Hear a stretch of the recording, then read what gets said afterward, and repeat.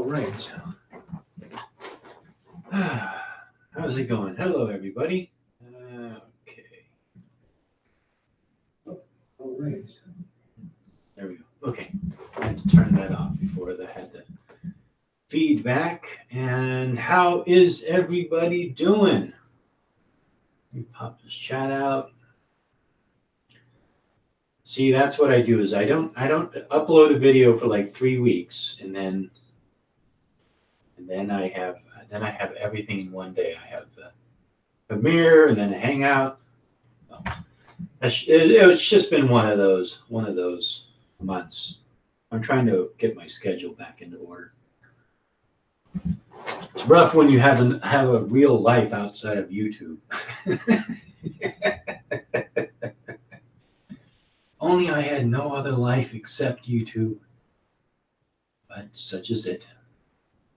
So I hope you all enjoyed the video. Let me see who is in here. Let me see. If anybody wants to jump in, let me know, and I'll send you a link. Let me see who's here. Hey, Comedic, how's it going? Carrie, hey, Carrie, how you doing? Are you still in Las Vegas, or what's going on? I hope everything's going well for you. And RSR220, how's it going? Yeah. So let me know if you want to get a link. I have to send you the link through Twitter, so I have to be following you on Twitter or on Facebook.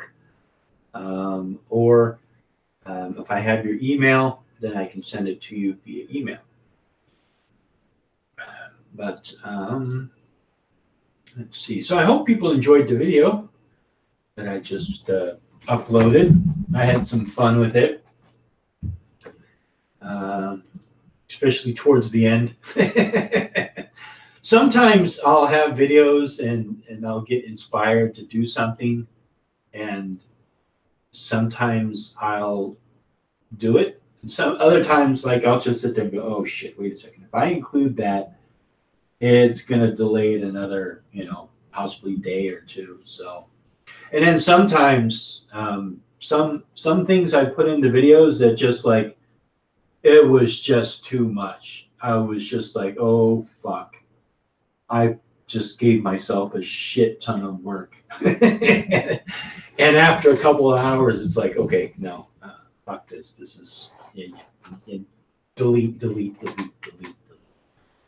But other times, like in that video, I had the opportunity. It was something that was really easy to do, and it didn't take very long at all. So it was like, okay, you know what? I'm throwing this in here. So that was off the storyboard.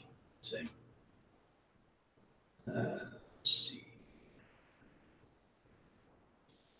Is anybody on Twitter? Send me. Nope. Fine. Comedic, you're naked. Well, if you're naked, then you have to come on. That's the rule. That is the rule. You think I'm wearing clothes right now? You got another thing coming. Now to join if you would like the company. Of course, definitely, Arisar. Trying to find a shirt. Oh, you know, pants and shirts are optional in my streams. Let me see, Arisar. How? I know I got you in here before, Arisar. Are you following me on Twitter or Facebook? Well, let me know so I can send you the link, Arisar. If I could send a link. All right, okay. All right, keep it clean, Comedic. Remember, this is still public YouTube. We don't want to shock Mark Zuckerberg. We don't want to, what's her name? Carolyn Wozniak, or whatever her name is. We don't want to shock her. Okay, let me send you the link, Comedic. Shit, how do I do this? Oh, yeah, there we go. Okay, Zavora, I'm sending it to you via Facebook. So hopefully you know how to get to it from there. And okay, and let me see. Who else? Yes, I am on Twitter. I do follow you. Oh, okay, Arisar. Let's see, send me a message real quick. I'm realizing I have a fuck ton of people.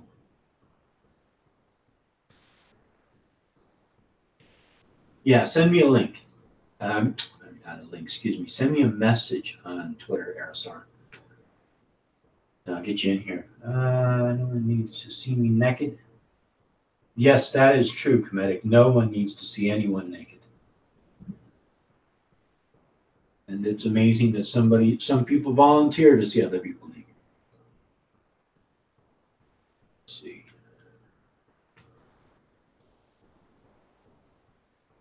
Throw me invites. All right, Leon. Let me see. Have to update Hangouts. Okay. Just no problem. Okay. Leon, I'll send you the link is going to be in Discord. So, Leon, you can just click the link in the Discord.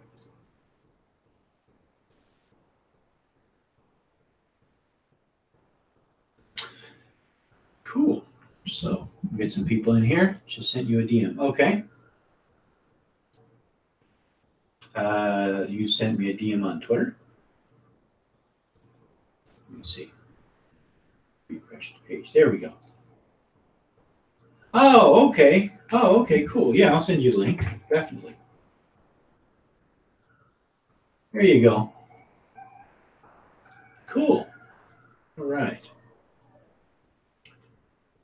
All right, we good? Yay. How's it going, Comedic? I'm doing okay. How are you?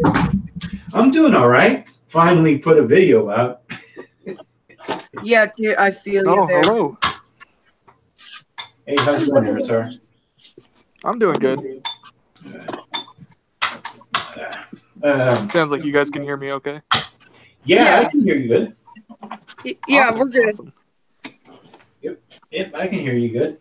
Awesome. Hey, how's it going, Leon? So, Hey. Comedic, sorry, you had a question earlier. I did? Yeah, well, I guess it wasn't all that important. Good, because I forgot about it then. Yeah, I forgot about it too. Like, yeah, whatever. I think you're projecting your own thoughts onto me, Lilokin here. Hi, are you a hermaphrodite? Who told you? Dang it, the secret's out. I think it is. I think a lot of Christians do project because it seems like there's a lot of it has to do with sex. You know, like they think that witches and Satanists are having orgies and doing all these weird things, and it's like, well, maybe some of them are, but not all. It's just it's just because they want to do the orgies too. Right, exactly. So they're always like projecting weird stuff onto stuff. It's like, I think it's a distastement of sex and the female gender in general that produces this, in my opinion. yeah, because the first time I ever saw the Baphomet image, I mean, it was kind of shocking, and I was thinking, oh, is that some kind of like representation of, like some ancient god or a demon or something like that? And it was kind of shocking, but nothing ever sexual came up. I didn't think like, is that male or female or is it both? I don't know. That wasn't like my first reaction to the Baphomet image. See, that's actually something I was meaning to ask you. I tried Googling the Baphomet while a premiere was going on, and everything that came up was like some Christian website talking about how evil it is and how it's like an ancient god that the Knights Templar used to worship. So is that just an alchemical image? Or I know it doesn't like represent an ancient god or anything like that, but is it just supposed to represent alchemical reactions, or does it have more symbolism than that? Well, so it's kind of like a built mythology because it goes back to the Knights Templar where supposedly they worshipped, either a head or I mean they were accused of all sorts of heresies.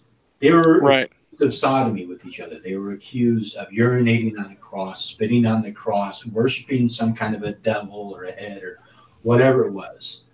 They were basically just crushed, and then burnt at the stake. They were tortured and forced to confess, their sins that they were assigned. And then once they confessed, because they wanted the torturing to stop, then they were burnt at the stake, just like, supposed witches in, other parts of the world around this time. Right. But so they said, oh yes, all right, fine. We worshipped, we worshipped a skull, and one of the person said, oh no, we worshipped Muhammad, or we worshipped whatever. So they confessed all this, and then from that, the mythology came, was built on off of it, and then people wondered what the hell the Baphomet was, where that name was, and I don't know. The farthest back that I know it goes back to is Eliphas Levi. But I don't know, how much. I'm sure it goes back farther than that, but I never really researched it that far. And then Eliphas Levi claims that it's the joining of two words. I can't remember what that is off the top of my head. And I think it was like Solvay and no, there's another one. That's what's written on its arms, but the name is actually it's backwards. And it's Kabbalistic, right? And I'd have to actually look it up in the book. I just don't want to do it right now. But anyhow, so it's an icon. It's not a god. It doesn't have any cultural history. It's an icon. It's a representation. It's a symbol.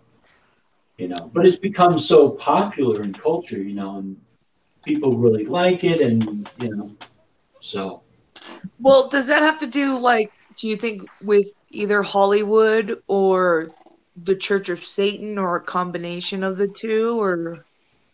I don't know. I think it's a combination. It becomes a popular. I mean, because it is. It's a very shocking image. It's a very unique image.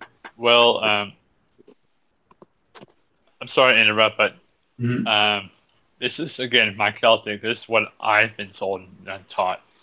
That the image of the Baphomet as the horned deity, it represents the horned god. That's what I've been told anyway. In the more Wiccan pagan. Yeah, I don't, Leon. I would really question that history about it. There's unfortunately a lot of misinformation out there. But if you look back in history for Kerninos, which means the horned one, there's actual mythology. There's actual history of it. You can can see it going back to Cisalpine Gaul. You can even see similarities going all the way back to the caves in France. I can't even remember the names, but it was a sorcerer and it was a horned character. So that has a mythology to it. That is Gallic, European, Proto-Indo-European deity. The Baphomet, we don't have an image of anything of the Baphomet before Eliphas Levi. Eliphas Levi created that image, and it's the whole If you understand the Kabbalah and alchemy, you can see what it represents. There's the upper moon of Chesed and the lower moon of Geburah, which is on, very Sephiroths on the Kabbalah. And that is part of the spiritual part of alchemy, where you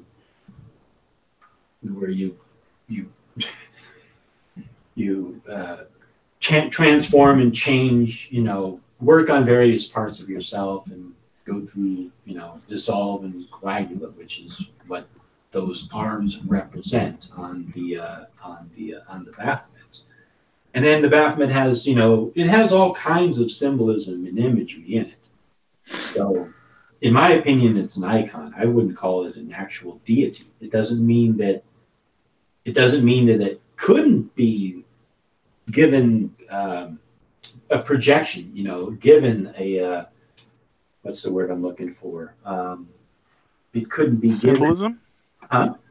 It couldn't be a symbol.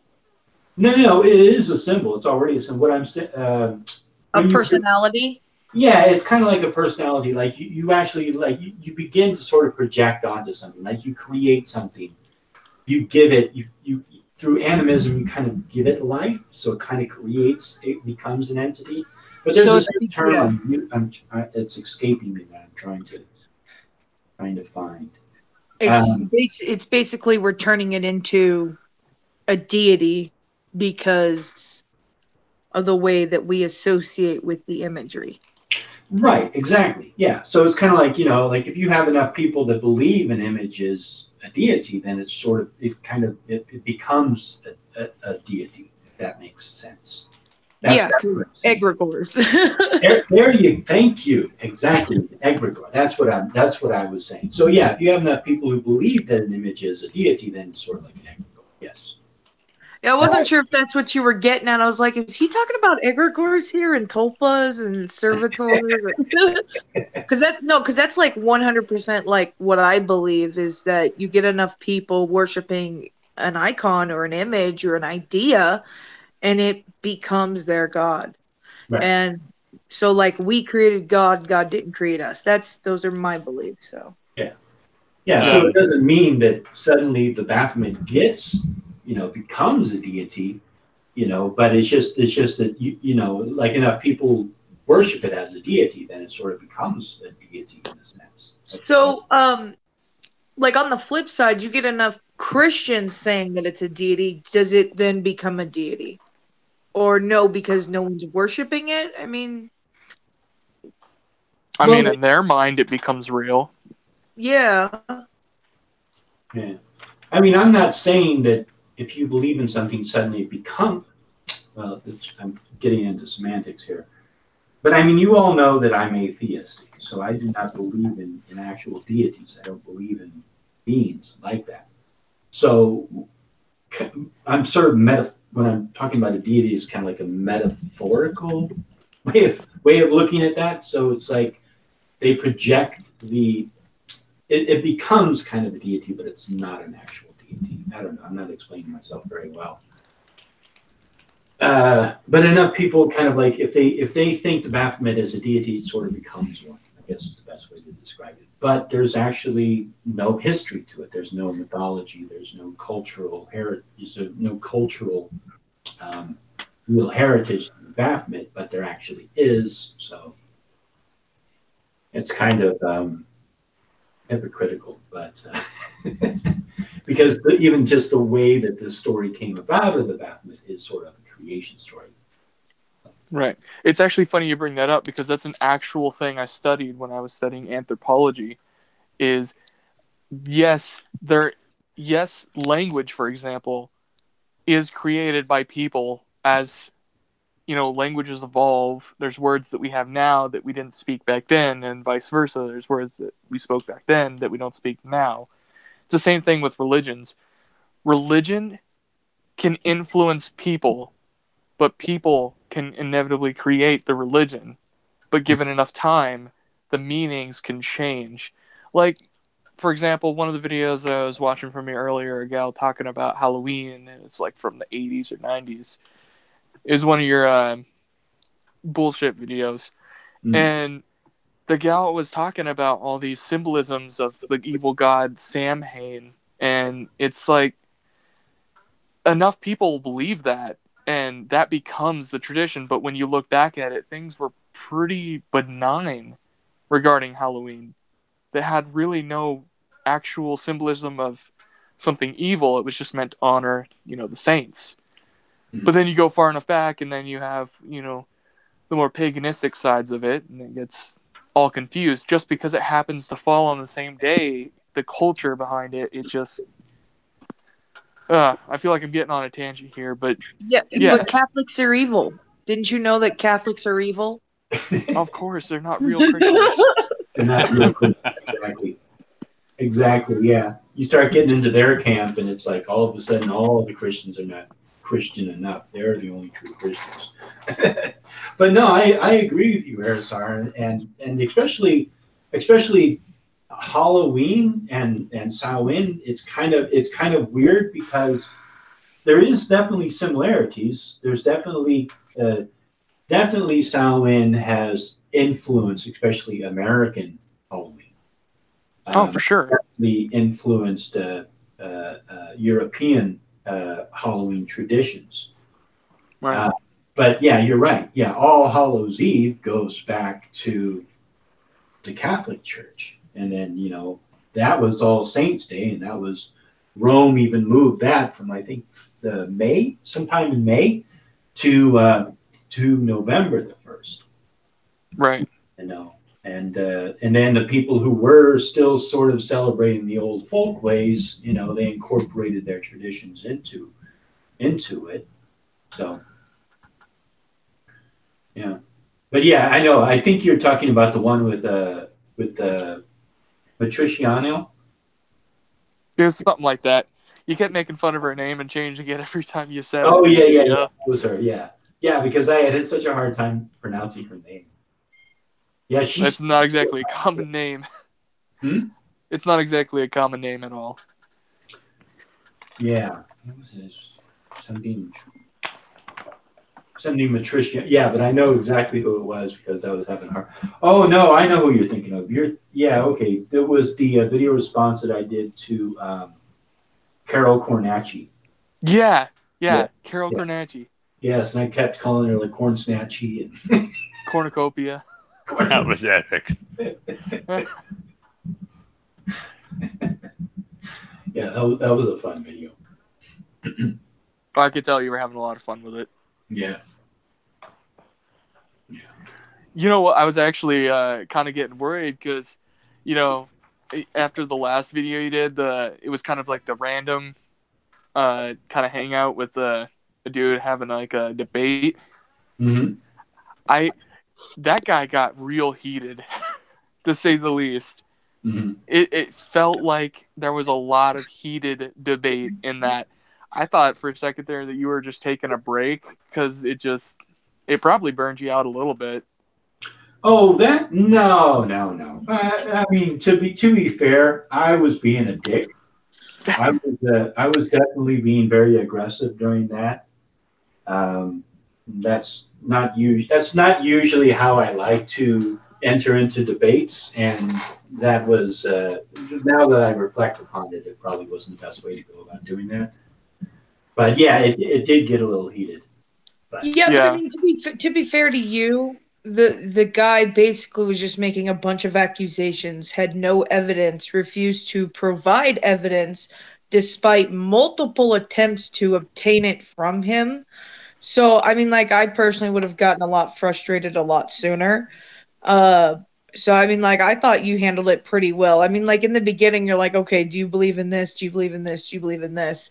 And I remember someone in the comments said something like, oh, I thought we were going to keep this civil. But on the dude's fucking YouTube page, it says proof the Freemasons own my town. So, I think it's a logical conclusion for you to ask, do you believe the Freemasons are running the government, or do you believe in the Illuminati or whatever else? So I don't know. In your defense. Yeah, it's all right.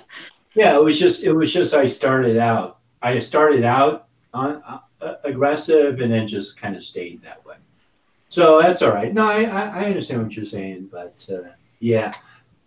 I mean, it's okay. I didn't get burned out from that or anything. I just honestly got caught up in just stuff in real life and just like I said, I actually started probably about 3 videos, and just like I would just sit down in front of my computer, I'd start doing stuff, and I just was like tapped out. I was just like, all right, that's it, done.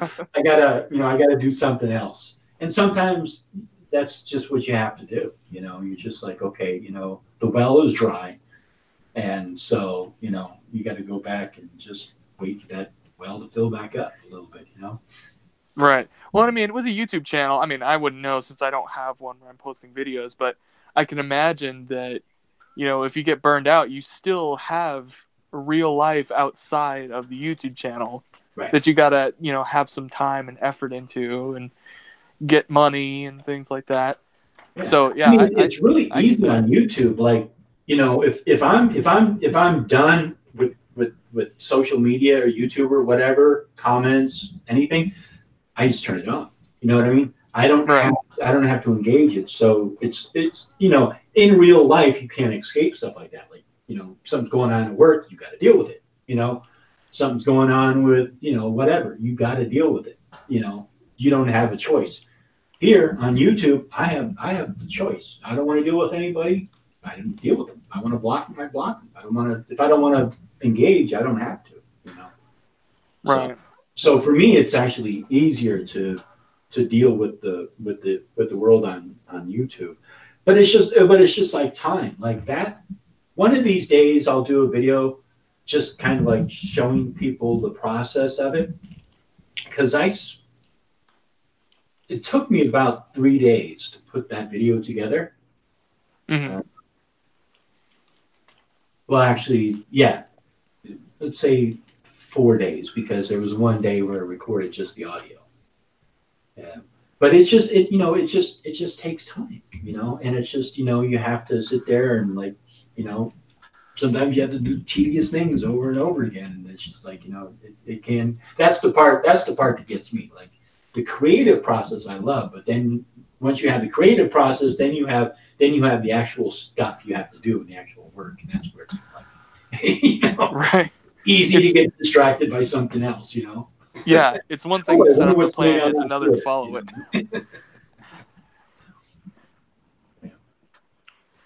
Can I make a comment? No, you can't make a comment. No one wants to talk to you, Leon. You need to be quiet. I'm just Sit in the kidding, corner. Turn your mic off. Good times. In Empire Lilocan. Go ahead, Leon. I fortunately caught the very end of the premiere, but I always thought that the term Lucifer was supposed to be used as a title, or of light bearer or morning star for the planet Venus. Mm-hmm. Care to correct me on this if I'm wrong? Well, my understanding of the term Lucifer is, yeah, it was to represent the light bringer. Oh, it's light bringer, and it was the so you see the star of Venus set at night and then rise in the morning, and so there's a night star and a day star, and that term was for the morning star, for the rising morning star, and in the Bible. From my understanding, there was a term where they were talking about how this king was going to fall from heaven, something like that, and that was the term Lucifer, and somehow it got adopted and translated, and people began to associate Lucifer as some kind of a deity, you know, or an evil deity.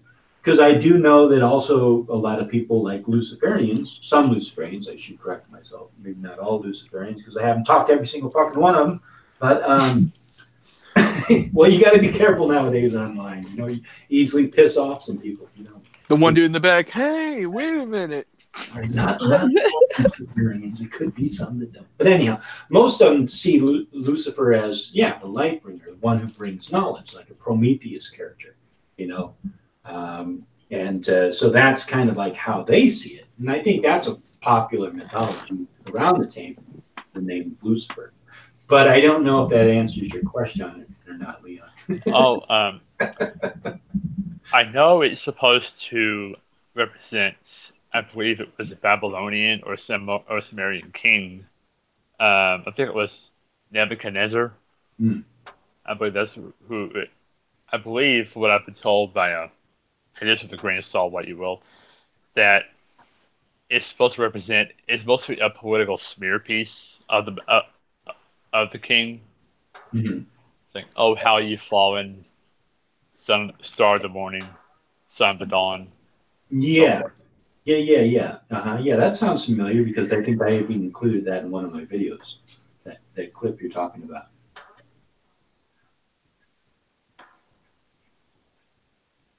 That sounds about right.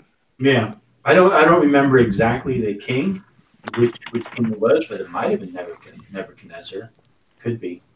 I think you mentioned it in your oh god, it wasn't the Lucifer's a female pope, but it was an in Now You See TV one where they were talking about Lucifer Oh, yeah. being Mm-hmm. a woman or something like that.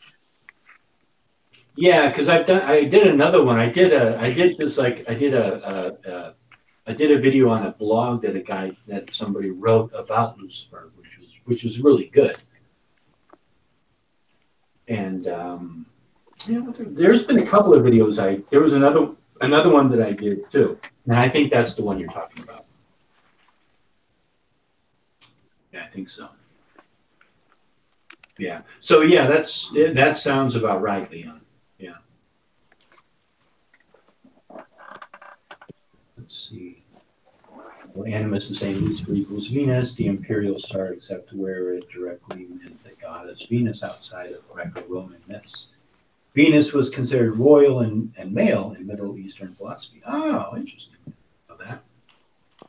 I put one of the latest cuts of the video when You know what? I bet if you started looking back at some of the more ancient cultures, you'll probably find at least one deity that represents both male and female at the same time. That symbolism seems to be pretty prevalent in almost every culture. Yeah, the Egyptians had one. Happy, the river god, he had both female and male genitalia. I know there's some Hindu deities that have that, and then there's a lot of deities that started out female and turned male. And I think there might even be some that went from female to male. I know that especially in Vietnam, there's the Kuan Yin who started out as male and turned female, and that was the Kuan Yin Buddha went from male to female. Yeah, went from male to female. And Well, there's the Greek god Hermaphroditus, where we actually get the name hermaphrodite. Mm-hmm. They started out male, jumped into a lake, and became female. Mm-hmm. Sorry, I don't know if you guys heard me snickering there, but there's a video I saw the other day where a guy got really upset and he couldn't say the word hermaphrodite, so he kept saying hermaphrodite. Oh, wow. I got mad because I met some chick on Tinder and she was a hermaphrodite. Were they an actual hermaphrodite or were they just transitioning? I have no idea. Apparently they were dating for 6 months and he did not know. Yeah, well, that's on you, buddy. Yeah, that's what I was thinking. If you can't figure it out after 6 months, then I'm sorry, you're you have no grounds for complaining. Yeah. Basically, you bought it, you keep it. No. You've been milking that cow for too long, bro. Before you realized it was a bull. He went and put the ring on it. There was some show about this. This guy comes out with like a bucket. I think it was like in Dumb and Dumber or something like that. Comes out with a bucket and sloshing around. He's sitting there and drinks a little bit of it and tells the guy, "Well, I got up real early, went out there and milked that cow. And oh man, it took so long. It took me all day to do that." The guy's all, "We don't got a cow. We do have a bull." Oh man. I remember that being in a movie. I just can't remember what movie it was. They snuck a bull onto into the high school or something like that, and his friend jokingly told him to milk it, and he did, and he's like, "Yeah, it only had one nipple."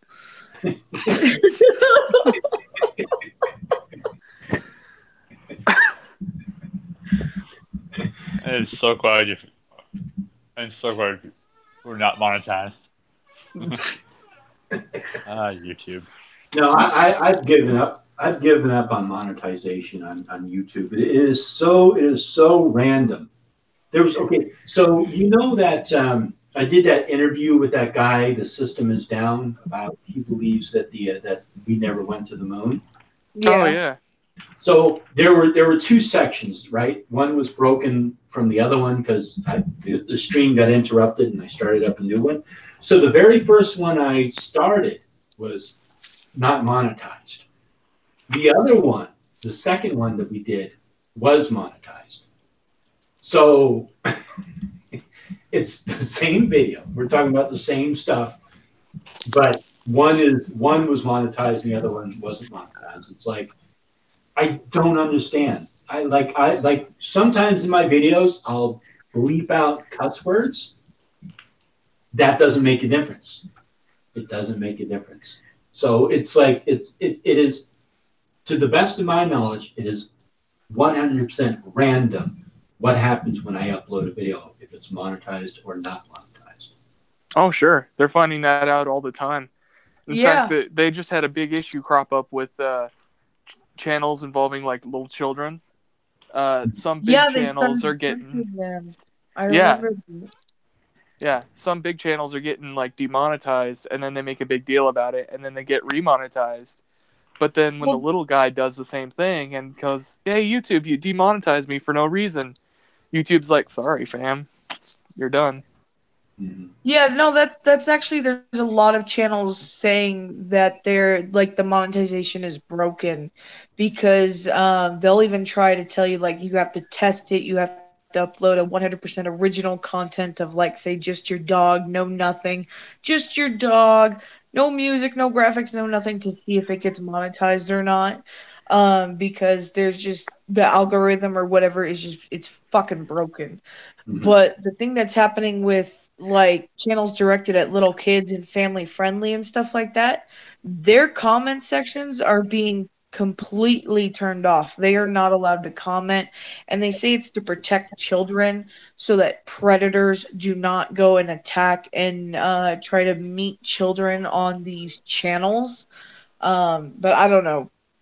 They're Right. censoring everything right now. Well, I think this is what I think.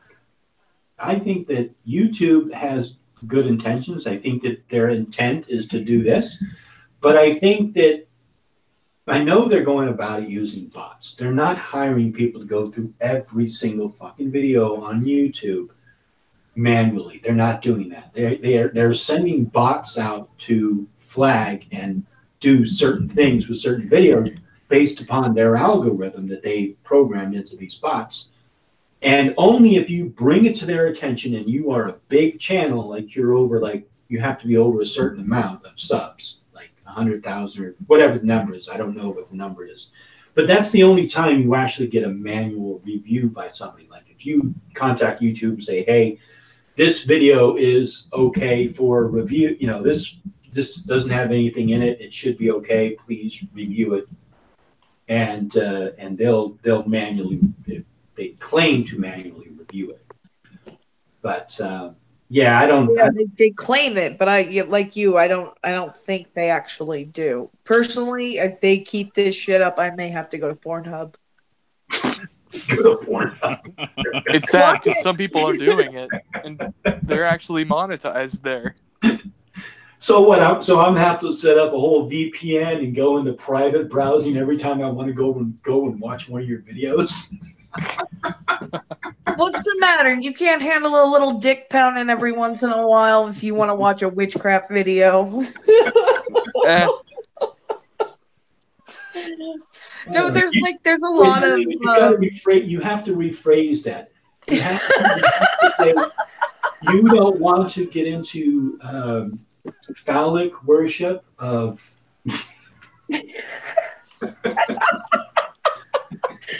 All hail the God Man and his giant penis.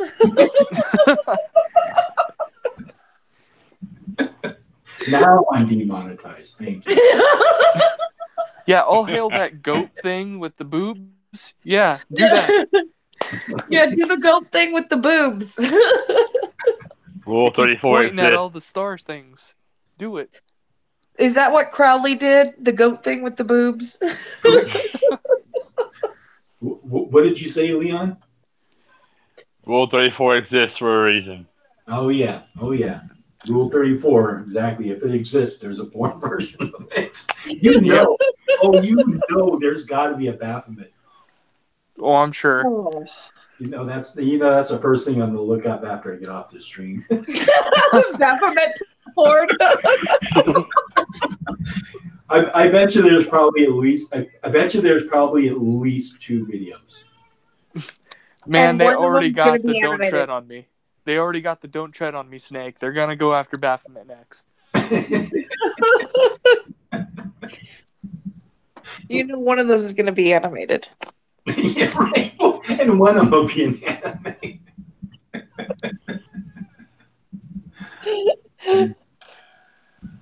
If only Are we we bad people? harness the energy of the porn like imagination industry, we would be able to cure cancer. We'd be able to develop time travel. The amount of energy- Porn's holding us back, Logan. Or maybe the answer can be done in porn form, and then we can get the answers that way. You know what? If the aliens would just send the schematics in porn form, I think we could figure it out. You notice, like cell phones, they started getting bigger when they realized they could watch porn on them. It was really Wow, 4K. it went from huge to like really small and then back to huge again.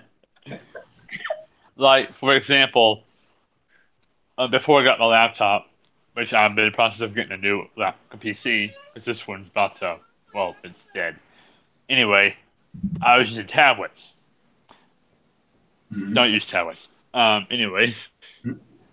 And my aunt said, "Oh, you got a new phone." I'm like, "It's a tablet."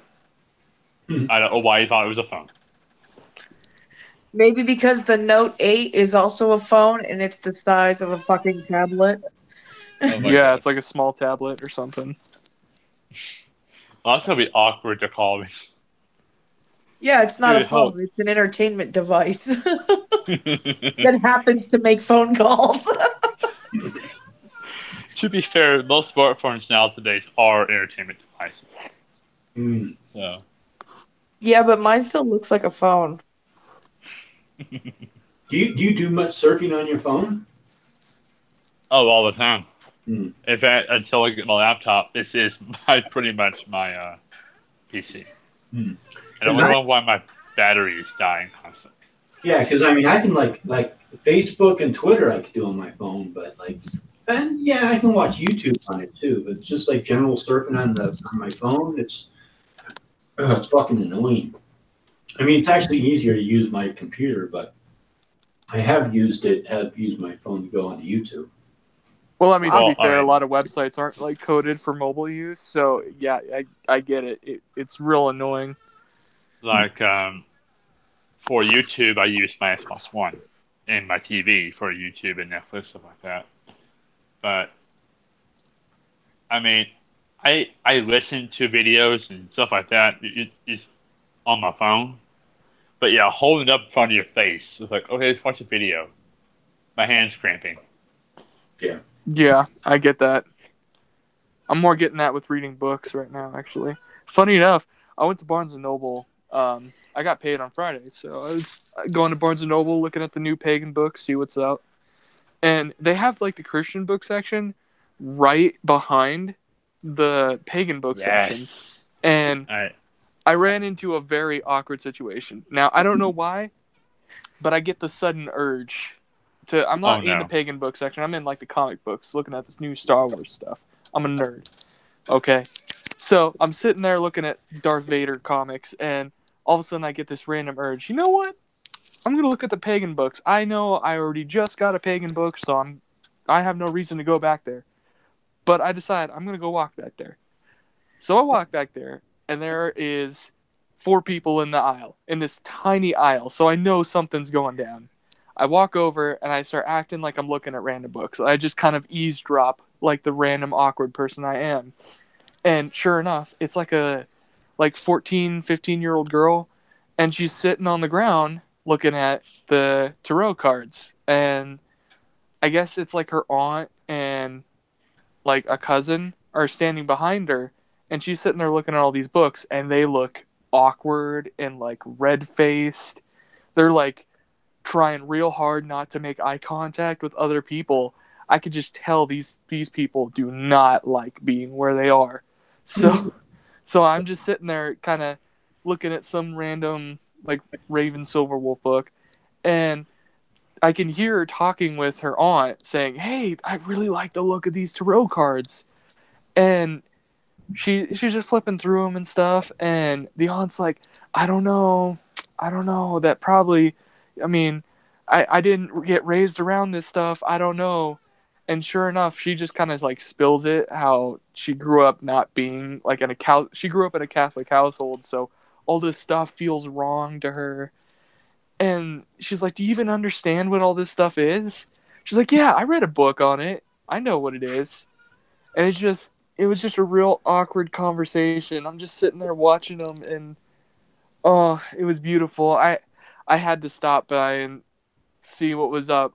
So this girl was asking about a pack of tarot cards. She's like, I don't even know what this is. So I kind of walk up and I'm like, hey, I can help explain what it is. And it was some like angelic tarot cards, and honestly, I didn't know which deck it was based off of, but most likely it's the Rider-Waite deck. So I explained about all that, and she was like, it sounds so demonic to me. And yeah, she didn't get upset, but she was like so confused, and all these other people were scoffing at her because she's in that section of Barnes & Noble. It was just a real funny conversation. I had to walk away and just chuckle because it was such an awkward interaction.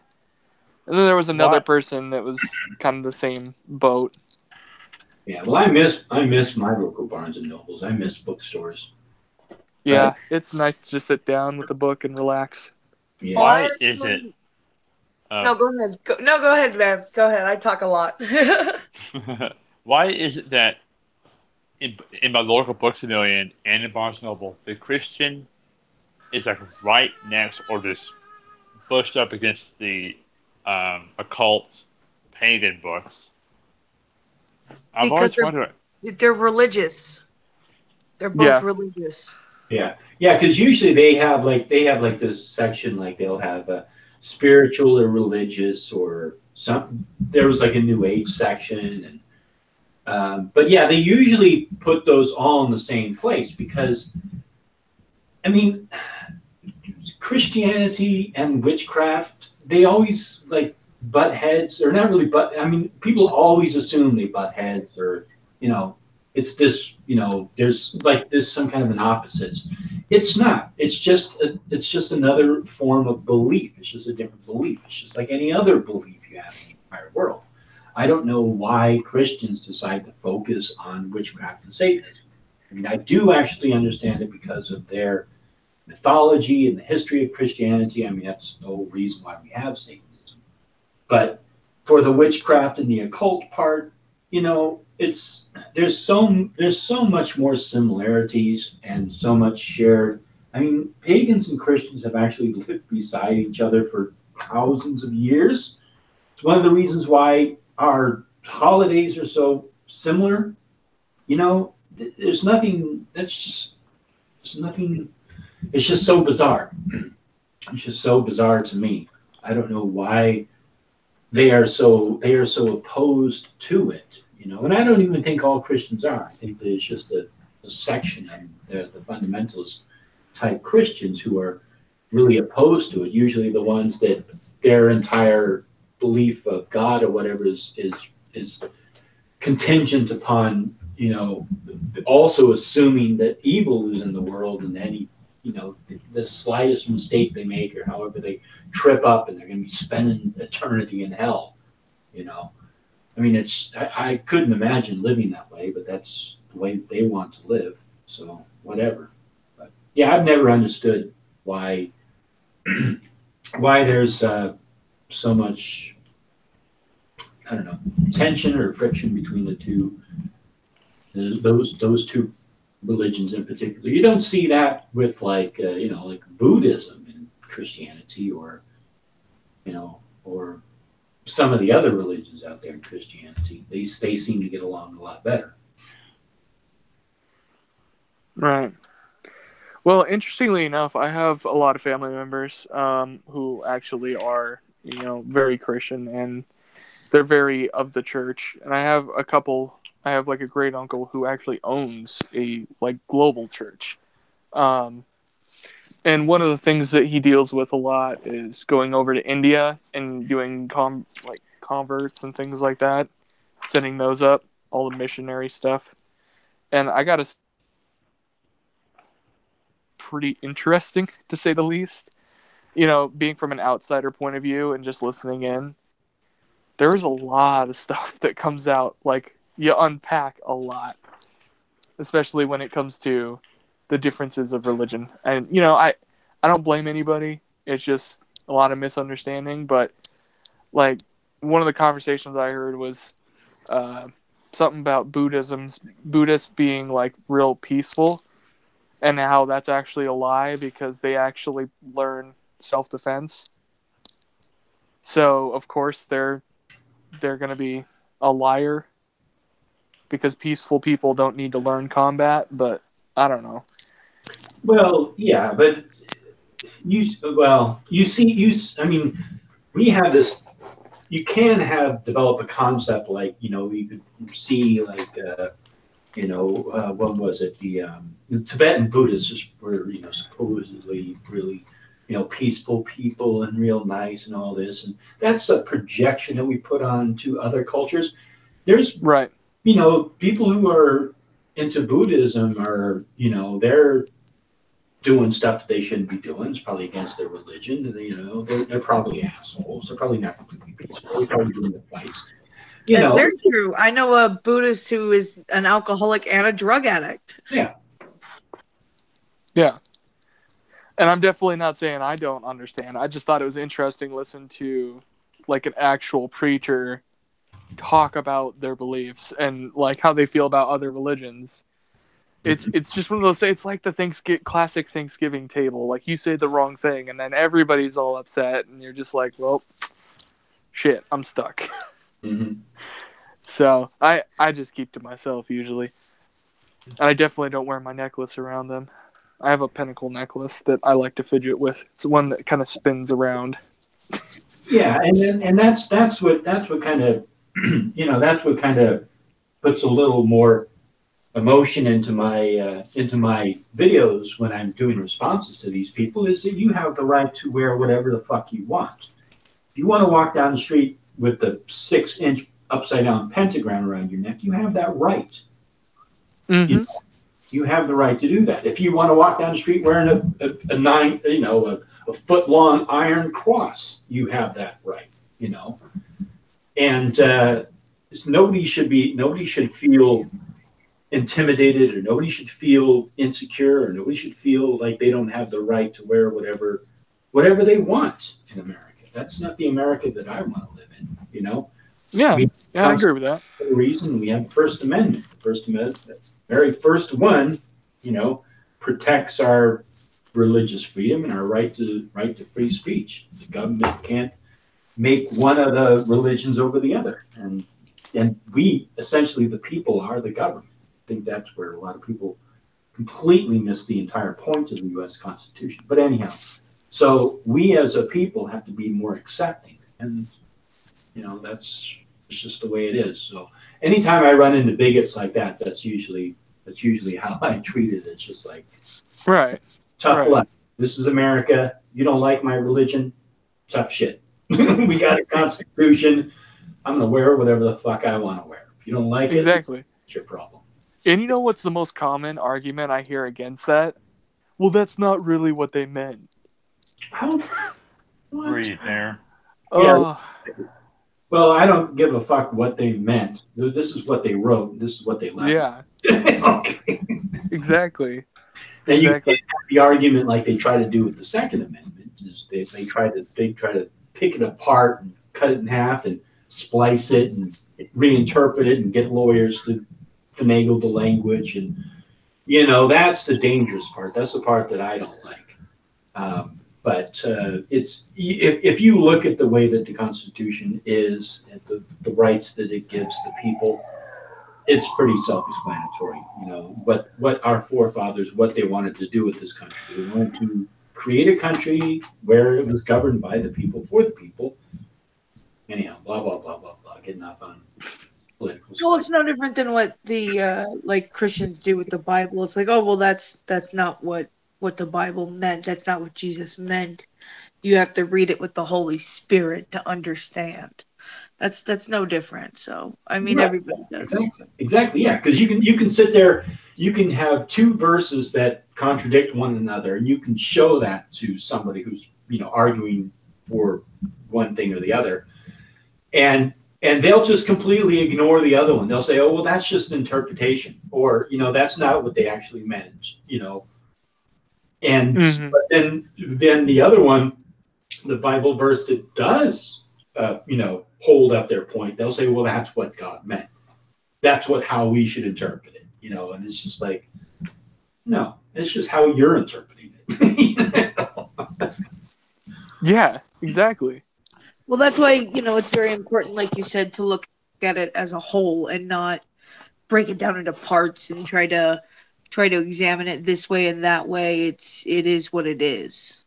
So Yeah, the also context of it. Context matters, exactly, and also the Bible. It's gone through several different translations. It's like these people who call themselves these fundamentalist Christians. They use the King James version of the Bible, which is, in my opinion, if you're going to look at the actual Bible, where the Bible came from and its evolution and all this, and you start at the King James version, that was the most recent huge change. You want to go back, there's biblical scholars who spend their lifetime studying, what passage got changed to what, and comparing it to this text and that text, and they spend their lifetime doing that. But there's a lot of stuff in the Bible that has been mistranslated and misinterpreted and skewed, and you can't take everything in the Bible literal, at least in my opinion, because if you do, you're gonna fuck yourself. Right. Well, yeah, there's also like the oral tradition that is missing from the Christian Bible that the Hebrew people had with Torah, because they had the oral tradition that supported the written Torah. So when Christianity kind of broke off from that, they had their own lore that they adopted with Jesus and everything, and they forgot about the Hebrew lore. That's why you don't have Lilith in Christianity, but you have it in Judaism. So I don't know. It's people just want to interpret it the way they want to interpret it to suit their own needs, and I don't see that changing for anybody anytime soon. Which is They literally just wrote a new version of the Bible. I don't know if you guys know this. It's just probably been around for a while. that. Yeah, no, Yeah. I was just gonna. He wanted to take out all the parts that were offensive. And they did. It's called the New World Bible. Yeah, because changing the word of God and all that to suit one's own needs is exactly what people do. Oh, I thought there was a curse attached to that. A what? But is it there? I have no idea. I've never heard that. Yeah, I think it says you shall not change the you should not change one word in the Yeah, not one tittle, and tittle is Hebrew for marking. So not one letter, not one mark of the Bible should be changed. Oh, so it does say that in the Bible, huh? According to the King James Version, which was changed. So take that as you will. But it does say that in the King James Version of the Bible? Yeah, I do believe that is in the King James Version. You shall not change one tittle of the writing. That's a funny word. I didn't know that. It's Hebrew. It means marking. You shall not change one mark upon the word. Mm-hmm. Oops. I know, right? You know, the first scribe who was like, he knows Aramaic and he knows Greek, and his job was to translate it. And you know, this monk probably sitting there in this room, he's got like bread and stale water, sitting there for however long. He's sitting there and he's like reading that verse, and then he comes up to a word that doesn't translate from Hebrew to Greek, and it's like, yeah, cross that out. Right. Does anyone hear that demon in the background? Huh? Yeah. Like, I'm gonna think your little friend got out. The little demon. Yeah, you got to go beat him back into your chili pot. Did you like that part? That was hilarious. Yes. I was laughing so hard when you summoned the demon. Well, there was some meme I saw. Somebody sent it to me on Facebook or Twitter or something. It was like somebody saying something about I tried to say a poem in Latin and accidentally summoned the demon. I've seen that one. I know what you're talking about. Yeah, I don't think I'm doing it justice, but it was just perfect. So I actually added that at the last minute, and so I put that in there, and I was like, oh, you know what? I should summon a demon. And then I was like, how was I going to have a demon? And at first I downloaded a green screen thing, and I was going to have the demon pop out of the screen, but it was just, when I put it in there and rendered it, it just looked like crap. And so I was like, so I took out the green screen part, and I left the audio in there, and then just played with the camera effects. So it looked like it was being hit and then falling. And then downloaded another green screen of the demon and put him at the end. Well, I really enjoyed it. It was really just the perfect end to that video when you're like, no, because it says this and then it is. Well, I gotta go. I summoned a demon. I mean, it was a great ending. Yeah, that was fun. Yep. Yeah, I'm gonna try to get better. I got a couple of new patrons, so I'm very excited about that. So that's giving me a swift push to try and put out another video soon. I'm gonna try. I'm definitely glad to hear that. Yes. More sleep material. More what? More sleep material. Or my videos put you to sleep? No, it's when I made it to my first premiere and we did the after show thing. I don't know if you remember, but I made a joke of how I love watching your videos when I'm falling asleep. Mm-hmm. And you're like, oh, my videos put you to sleep. I know. Yeah, no, I remember that. Yeah, I remember. Yeah. ASMR Hellbound Heathen. Yeah, apparently somebody said that I have a good voice for that. Oh. I said that. I said that. Oh, okay, well, somebody, I don't know who it was. Oh, that was put you. Me to sleep too. Somebody else said that too. Somebody posted that in the chat. So it was you and somebody else. But I don't know. What am I going to do in ASMR? I don't know. ASMR to me is kind of like, it's one of those things on YouTube where you don't know if it's creepy or not. You know what I mean? Like you come across some videos and you're like, oh, this shit is creepy. To be honest, the weird side. No, because I consume a lot of ASMR for anxiety and stuff like that to help me sleep, and there are some where I'm like, this is just fucking creepy. I can't relax to this. Speaking of that, I tried ASMR, but if I got my YouTube, I put it as sometimes on shuffle. And when I say ASMR, the Slayer. Like, oh, this person, and suddenly Angel of Death of all songs, and I scream halfway. This isn't right. I'm gonna headbang now. And it was You 2 wake a.m. in up, the it's morning.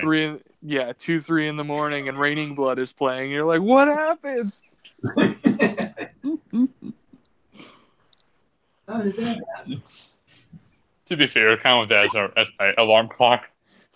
And see, that's why if I'm gonna pick a YouTube channel to fall asleep to, I will go to like play all uploads, or usually the one that I've been falling asleep to a lot more. And it's not like I'm trying to fall asleep to the videos. It's just like I'll have it playing as like background noise. Is the bullshit ones. I love those. Which bullshit one? To be fair, you do a lot of them. Yeah, there's a lot of bullshit on my channel. I know. The ones that I like to fall asleep to are the live streams that you do, that are like really long, because then I got like a 2-hour window of listening to like a calm debate. Yeah, no, I do the same thing. Like I like to listen to Hangouts too while I fall asleep, because what I can do is I can just sit there and watch them. And then at some point, because it doesn't have to be visual, I don't have to like see what's going on. I can just turn off the video and just listen to the audio and fall asleep to that. You know what? There's a YouTuber I like to watch, and he's a J-vlogger. So he's been living in Japan for like almost 30 years. Wow. And he's like one of the original guys that started doing videos on it. But he has a series that he calls laundry vlogs or laundry videos. And the way he phrases it is, these are videos that have no visuals other than just a camera of him. And he'll do a live stream just talking about, random BS that people ask him or something like that. And it's supposed to be something you can like fold laundry to or just fall asleep to. Mm-hmm. It sounds like it's kind of the same thing. It's just there's no visuals, so you can just listen to the audio. Exactly. Yeah, it's usually debates between people or something like that, where you can just listen to them, just talk. You don't really have to see anything. And yeah, so I'll put those on and do stuff around the house or usually fall asleep too. I think the only live stream that you may do, if you can do it, actually join Now You See TV. I don't think that's something you'll be able to fall asleep to. I think there'll be some screaming in that one. He's already been. No. I'm pretty sure I've been banned from Now You See TV. Oh yeah, that's an accomplishment. We out of their chat a long time ago. Yeah, I'm pretty sure I've been banned out of that chat for a minute. I've actually tried to watch some of their shows going to sleep, and no, it doesn't work, because exactly what you had said. I just kind of get upset. Like, I'll be sitting there, I'll be listening to them and say, what? That's bullshit. You're sitting there and you're about to fall asleep, and then you're, what'd you say about Hofus Levi? Getting all heated before bed. I don't know if you guys saw, but I just became a patron today, so I joined the Discord chat, and I posted a picture. I got a Furby at a Salvation Army. It was just $2, and I have a very bad tendency of spending my money on things I really don't need. So I brought this Furby home, and for some reason, its eyes glow brighter than the sun. So I'm just sitting there on my bed, just like doing a puzzle, and then its like eyes are closed as it's asleep. I look over, its eyes are open, and it's glowing just these 2 bright orbs off in the distance. And I see it now. Let me see. You're gonna have like sleep paralysis nightmares about the Furby. That is my sleep paralysis demon. And it makes this like quiet whoa sound. So it's like, squeeze me. I'm like, that's what a shotgun is for. I've got a black powder revolver on my nightstand, so I'll just use that. I would grab the MG42, but that's not sitting in my room right now. That's a little overkill.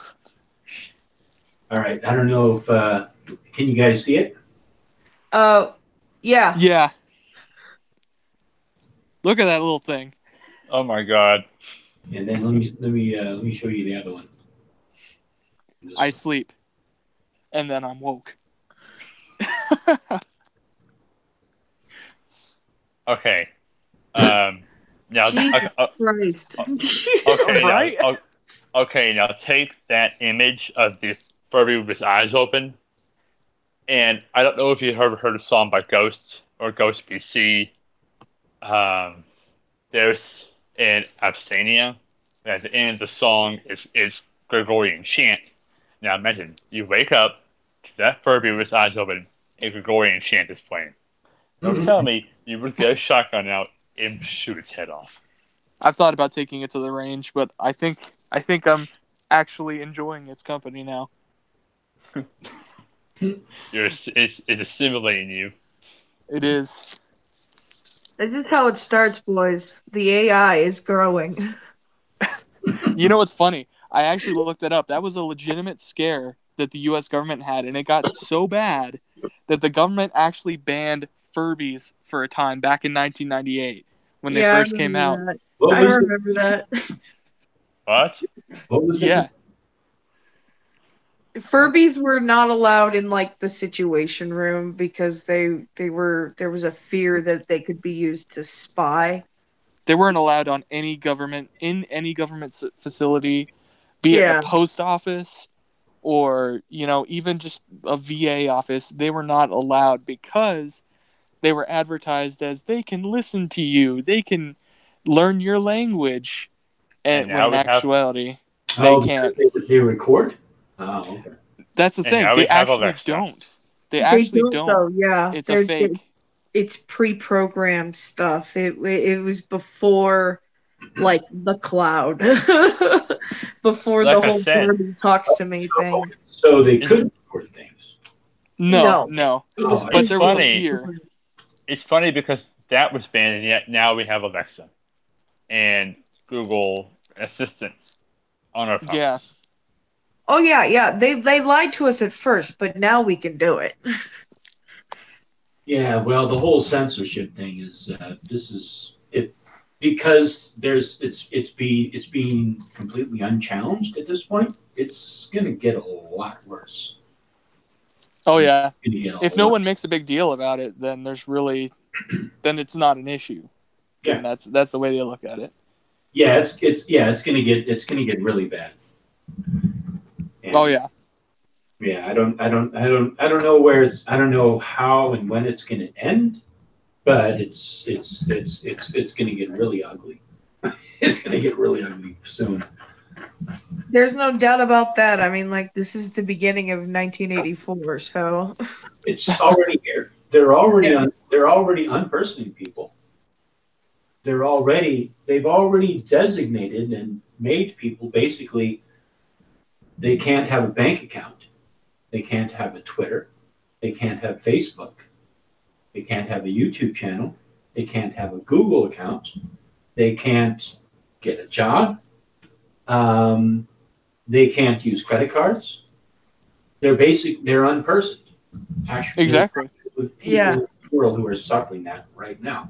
So all of the stuff in 1984, we're past that point. It's not. I thought it was 1948. We're already at that point. No, 1948, I think, is when it came out. It was a story from the 40s about the year 1984. Yeah. Yeah. Okay. I think it was written in 1948. Yeah. And I could be wrong. It was a prediction about how the world would be in like 20 or 30 years or something like that. Yeah. Or 50 years or whatever it was. Yeah, because it was like 1984 to 48, so that was 30. That'd be 40 years. 40 years. Yeah. 44 years. Yep. Yeah, and they would everything. They're very selective about certain speech you couldn't use. And yeah. And 1984 and like Fahrenheit 451 is also another good one for the Same thing, but that's focused more on books, if I remember correctly. Mm-hmm. Book burnings. And because I'm a sadist to myself, I got on Audible the Handmaid's Tale Mm-hmm. because my internet isn't like Hulu for some reason, and listen to that. And if you want to scare yourself, listen to that book. Which book That is it? is The Handmaid's Tale. Oh, that's scary.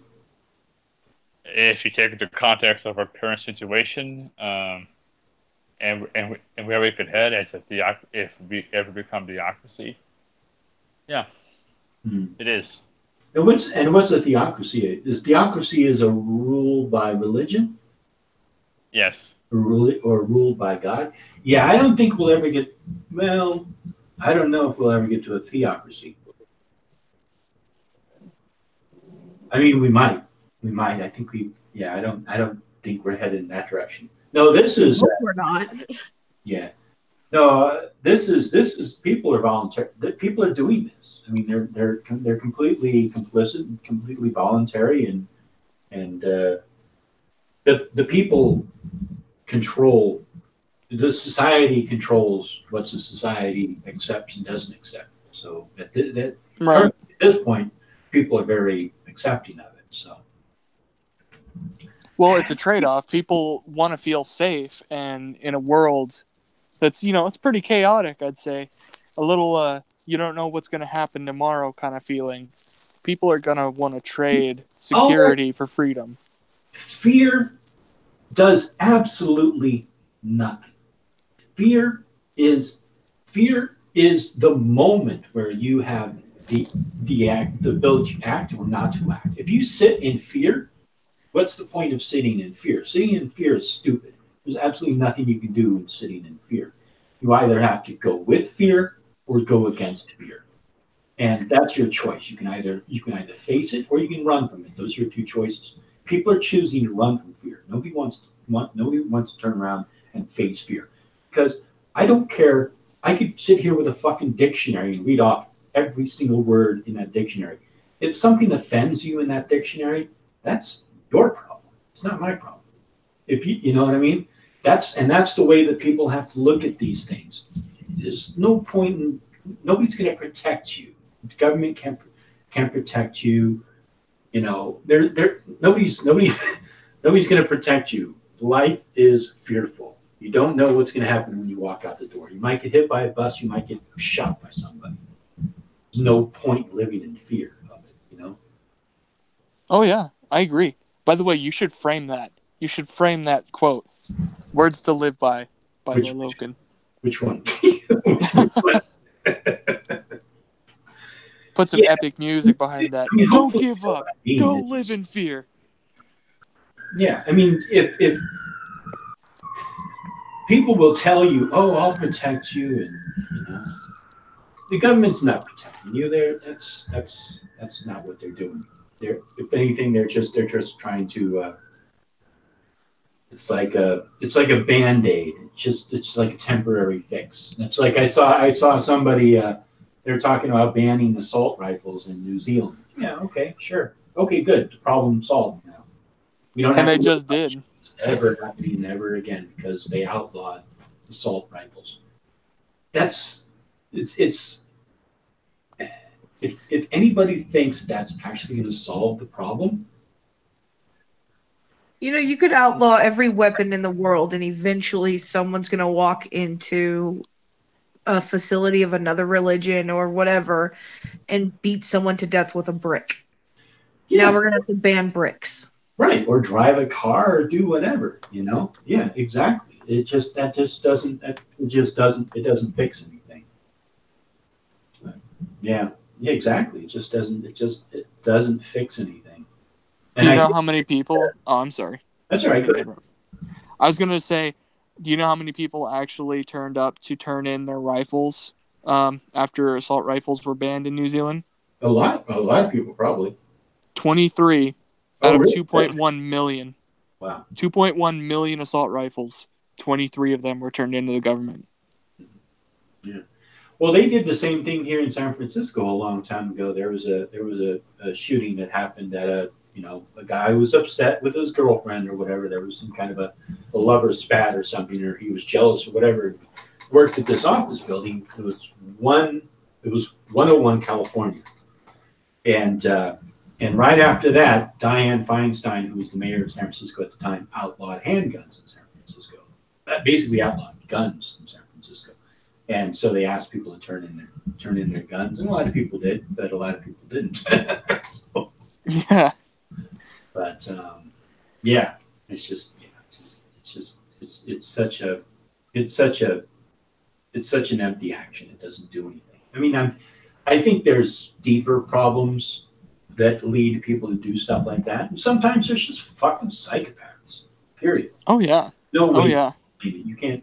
There's no justification for it. There's no, you could try to look for any reason, rationality, whatever. No, these people are just fucking sick. There is wasn't Jeffrey Dahmer? Didn't he have like the white picket fence middle class experience? Like he was advantage in life. He had an advantage in life, and he still fucking raped and ate people. Yeah. Oh yeah. He's just sick, and you're gonna have people like that. You're gonna have people. The thing is, you're never going to be able to tell until they do something. Yeah. I think that there's signs, but it's kind of like.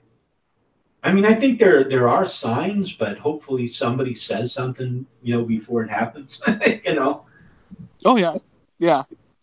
But it's always so hard to tell because it could be nothing, or it could be something. Right. Yeah, that's true. Exactly. Yeah, and then there's also like the whole idea of you don't want to get into thought crimes either. Just because someone says something or believes something doesn't mean they're going to act a certain way. Right, and then some That's people true. might say something and not actually mean it, and then other people might say something, and I think that's where it gets difficult. Like let's say somebody goes on social media and posts something that's really like, oh wow, there sounds like they're going to go out and do something. That's a different story. I think that then, if it seems credible, yeah, I'm definitely report it. But if it sounds like, I don't know. I mean, that's a gray area right there, because I think you should probably go towards the side of overemphasizing what they're doing, or over fearing what they're doing. I think that that's better than underestimating it and assuming it doesn't mean anything. Right. Yeah, that can be difficult. See, I think mental health is really important in this country. I'm kind of sad to hear that in the 80s we were closing them all down, and all the asylums. Of course, the asylums weren't in the best of shape, and they didn't have the best reputations. But there's so much we don't fully understand about mental health issues, and it's a shame. But maybe one day it'll change. I think that's more important than guns, to be honest. But that's just me. Yeah, and also I think the access to it. I think that a lot of there's two different. If you're like seriously mentally handicapped, like you probably have a psychiatrist who you see who talks to you and prescribes you drugs, and I don't know what they do, but I'm sure they probably go through some process. Maybe see a counselor. Right. See them every so often, but it's not like a counseling session, it's a psychotherapy session. And then you have people who maybe they're having a rough time at work or a rough time with their family or whatever, and they're going through some stuff, and they go and see a psychologist or a counselor or whatever. But there's a whole group of people right in the middle between those who aren't psychopaths and who aren't don't have access to psychiatric services or counseling service, who are going through stuff. They're trying to go through life, and they have issues, and the way that our society right now is incredibly fractured, especially young white men feel very isolated. They feel incredibly isolated, and that is dangerous. It's very dangerous, because they feel isolated, they feel hated, they are becoming the anti-thema of society. And our culture is allowing this and perpetuating this, and that's the powder keg. You know, it's really horrible. Oh yeah, like a rubber band, it's just gonna kind of snap back. Yeah. It's a pendulum. It's gonna go back and forth until we find an equilibrium. Exactly. Also, It's gonna swing the other way eventually. You know, it's. I mean, like, this is like literally the debate I was just in right before your premiere happened. It was like social justice warriors and like censorship and why Antifa is bad. And the guy's like, no, no, no, it's okay to punch Nazis in the face. I'm like, excuse me, but what is your definition of fascism? right. Because it's literally threatening violence against people for having a different opinion than you. Yeah. And trying to censor them. That's fascism. That's what Antifa does. So when you have all these social justice warrior types doing this stuff, you're harming your own cause. Mm-hmm. You know, and isolating a group of individuals based on race is not exactly worked out in the past. Yeah, and also I want to clarify earlier. I don't mean to say that it's only young white males. I'm just saying that that's a large percentage of them. But I think we should have counseling services. I think that people should have access to counseling services for everyone, not just that. But I was kind of emphasizing that. No, I agree. I think it's like a valid point because everybody says, you know, white privilege. No one says Asian privilege, whereas Asians statistically make more money than white men. Asians make statistically, they have higher education than white men. They have less suicides at work than white men. So no one says Asian privilege, but they all want to talk about white privilege. So no, I think that's an extremely valid point that there is a lot of mental pressure in society on a specific set of race right now, and mental health, having access to it, and the stigma about it really needs to happen. You know, access needs to happen, and the stigma needs to go away. Yeah, yeah, I agree, and I think it's really the stigma. Like, if I saw anybody posting some of the stuff I've seen on Facebook or Twitter about like if I saw somebody talking about black people that way, I would unfollow them. I'd be like, that's fucking racist. How could you say that about black people? There's no way that I would not say something about that. But I see it happening to white people, and it's like, how the fuck can? I've been doing it. I'll speak up about it. I unfollowed another person because of some post that they made, which is incredibly racist and offensive. You know? I was actually recently blocked because I was told by a black person that white people have no power as magical practitioners, and in order to gain power, we have to kill and eat black babies. Because that's what the Illuminati does. Excuse me? Yeah, well, no, that's what I was told, okay? Because I encounter a lot of racism in my magical path. So I repeated this to somebody, a social justice warrior, who told me that was incredibly racist, and how dare I say that? And I was like, I know, it was hella racist, right? And I was like, wait a minute, I'm being called racist because I repeated something someone racist said to me? How in the fuck do you even come to that conclusion? Yeah, that's bizarre. Yeah, it's my fault. It's my fault. I'm white. I'm sorry. I'm white. I think my brain just short circuited. Yep, it did. My brain short circuited quite early on in that conversation. I'm like, what in the fuck?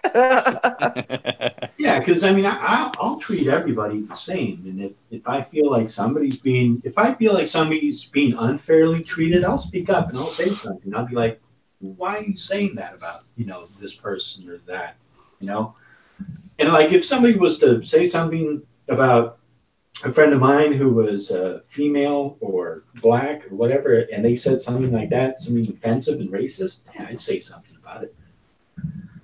Oh well. Hey, discussions. Hey, how about something more lighter? I have a question. And it's a magic/ritual question. A magic.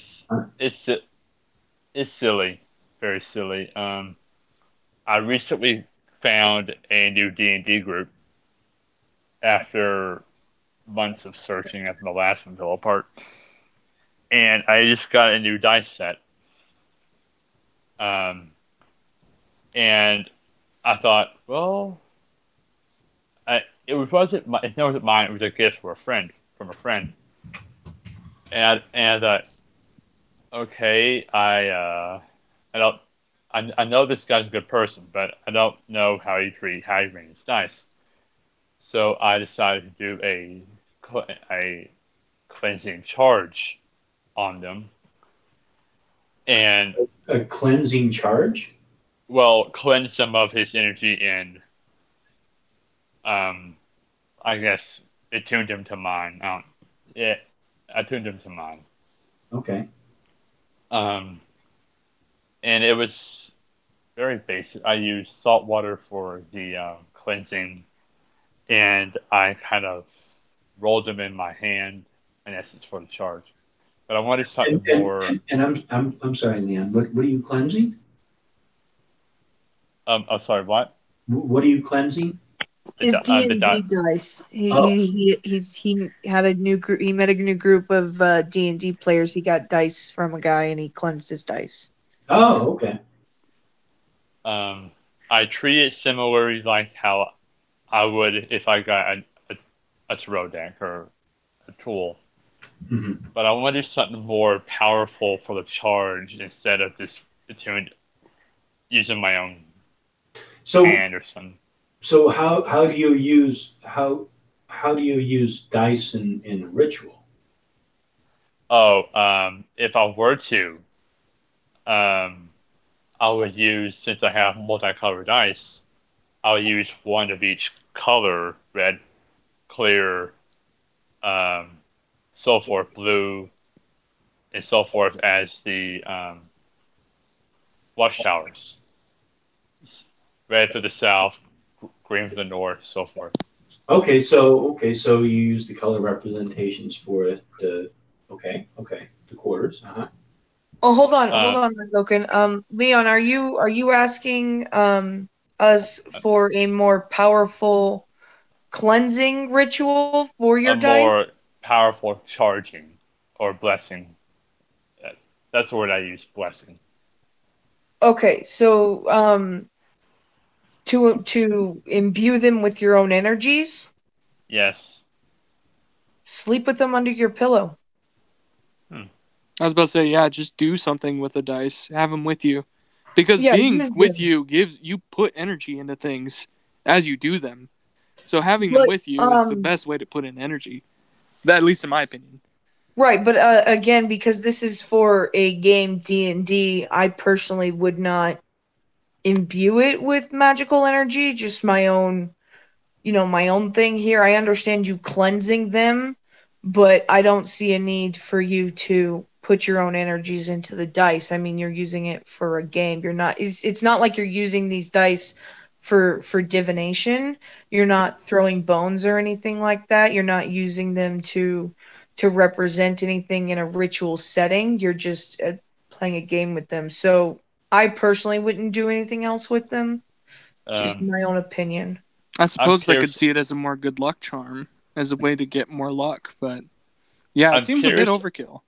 I'm curious about the throwing of the bones or the divination. I've always been curious about dice as divination tools. Sorry, Leon. So to answer your original question, the only way that I usually try to consecrate something is, I do it very traditional Wiccan way, and I'm sure you see this in variations of books, but you just, run it through salt and water, and then fire and incense, the four elements. Just take it through that, and that usually is cleansing enough for most things. And it's just kind of like a consecration. It's understanding that now this object has become cleansed and it's become magical, it becomes a part of that, and that's what it's used for, and it's only used for that. You don't use it for any other purpose. You don't have a knife that you use for ritual and then you take it out of it and then you go and cut an apple, unless it's part of a ritual, but you don't use it for mundane effects. So I would recommend, if you're going to use dice in ritual for whatever reason, that you use those dice for that ritual. If you have dice that you use for playing a fantasy game, like Dungeons and Dragons, then you have your dice for playing that fantasy game, which is Dungeons and Dragons. If you're in a ritual and you use the elements, or you use dice to represent the 4 elements, or to represent the watchtowers, or to represent the 4 quarters, however you perceive them, then that's what you should be using them for. I think that in my own personal practice, it's very important for me to understand that there's a state where I am in a magical state, I'm in a ritualistic environment, a ritualistic state, and then I'm in a mundane state, which is my everyday life. And keeping those two things separate, it's kind of like a light switch. Turn the light switch on when you need it, turn the light switch off when you don't need it. And that's how I perceive magical space and ritual space. Now, other people have different opinions on that. That's fine. You can listen to all of them and figure out which one's the best for you.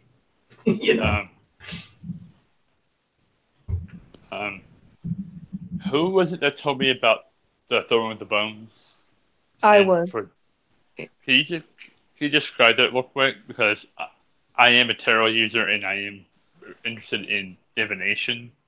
So could you please describe the using of dice for divination and such?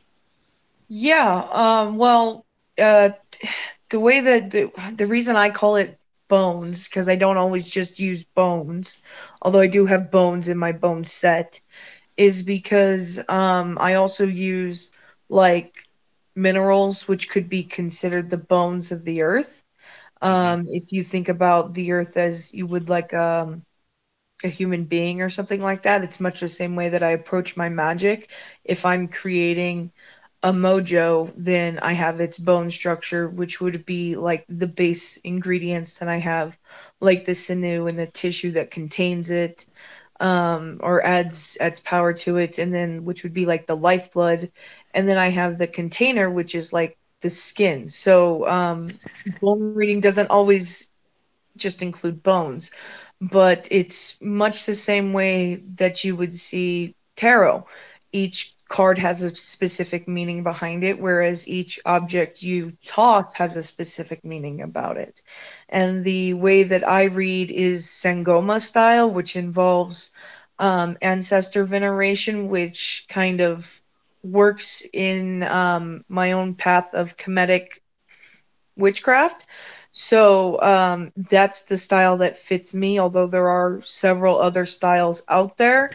And a friend of mine who's actually Celtic has what I would call a bone set, but he doesn't call it a bone set. In the way he reads, he has a casting cloth. So where the bones fall in specific directions means specific things to him. And again, it's different for every style, but if that's something you're looking into, I can definitely give you some recommended reading on what I do. But you're more than welcome, of course, to Google that stuff too. Well, I'd hate to kind of cut this short, but it seems like I have to go. I have to go pick up my fiance. So it's nice hanging out with you guys again, and nice seeing you again, Hellbound, and nice seeing you again, Comedic.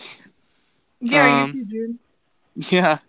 So I guess I'll see you guys around next time. All right, Aerostar. Thanks for hanging out. Take care. Yeah, you as Later, well. Man. Good All night. right. Bye. Yeah, I'm probably gonna wrap this up pretty soon. But yeah, I mean, I don't know. I think they used to talk about dice being bones. I don't know if that was one of the materials that they used to make dice, but I've heard that term before, throwing the bones, and I think I've heard it mentioned about dice, like Yeah, I've heard it applied to dominoes as well. I think they used to make it out of ivory. Mm-hmm. And I think maybe that might be the connection. I'm a little fuzzy on that, but I think that might be it. Is they used to be like actual bones. Yeah. I believe I was like, Oh no, uh, I was just like, oh God, I wish I had my notes. how I see it is because I play D&D and numbers are, and to me numbers are a huge thing. Mhm. I'm autistic, so numbers, facts, statistics are kind of my thing. So if I were to get into rolling the dice, rolling the bones and such, I would look at the numbers. Like let's say, I don't know how much stock you take in the numerology, but um, how a certain set of numbers means a certain thing. Mhm. Yeah, Well, yeah, there's definitely you can definitely bring numerology into it. The Fibonacci sequence, the golden ratio, all of those things are very fascinating. But they're also predictive. They're always going to be that same sequence. Um, that's one. That's what the characteristics are of it. But I'm sure there's probably ways that you could um, use I'm sure there's some way you could probably find some sort of number divination. Using dice. I'm sure you could. I'm sure there's probably. I'm sure somebody's written a book on it before. doesn't I think like the I Ching uses Yeah, but I numbers, think they doesn't it? use coins because there's only two things you can get. You can get the long or you can get the short, and there's names for it. But you throw those X amount of times, and then you get you either get one long and two short, or one short and there's various variations that you can get casting the I Ching stone coins, and then you cast them I think 6 times for each one.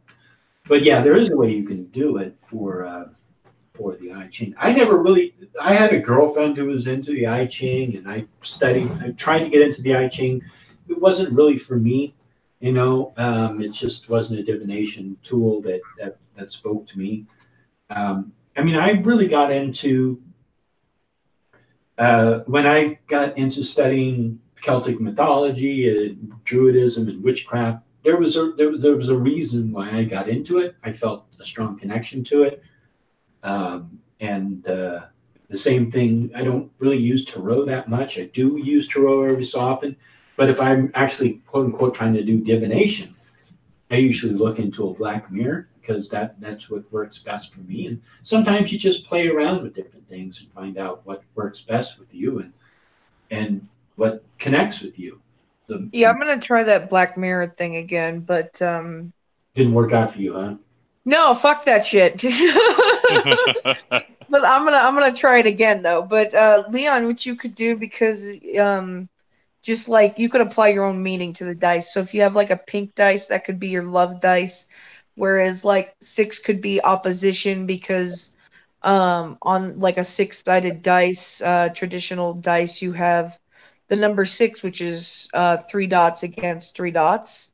So that could be opposition to you, or because the number 6 has a circle in it, it could be receptive. So you can apply your own meanings to your own divination set. But you can also, like I said, Google lots of numerology info and apply that to your own dice set. And like you said, you already kind of understand color symbolism, so you can apply that as well. But when it comes to throwing the dice, it's a lot of your own method, at least the style that I practice. Thank you. Um, if I may, one more topic before we cut out. Um, I've done a lot of soul searching because I've um, planning on actually moving out rather soon-ish on my own, and I turned to the gods, well, whatever they are, and I found out that I have no actual connection, or rather put it better way, I can't have a connection to the gods. It's just not me. I've never, my entire life, had any connection to any kind of divine spark, I guess you could say. So, could people be born without connection to the gods, or cannot have Well, connection to the divine? Well, I think you need to understand you're talking to two atheists who Uh, don't believe in gods. Well, So definite, I don't know. I think, I mean, I don't poo-poo people who have beliefs in gods. Um, if if if you want to feel a connection to something, you know, you should seek it out. I think soul searching it's a lifetime. It's not like you know um, you get to a certain point and you're just done, and then you live the rest of your life. For me, it's just always something that I look into. I try to be introspective, and I try to improve, and I try to learn more stuff, and I don't try to become a great person overnight, but I try to be just maybe a little bit better and try to remedy some of the mistakes that I've made. I mean, I try to do maybe a little bit whenever I can, you know. Um, and what is a connection to a deity for you? I mean, what does that mean? And I think that's something that maybe you need to just sort of look into.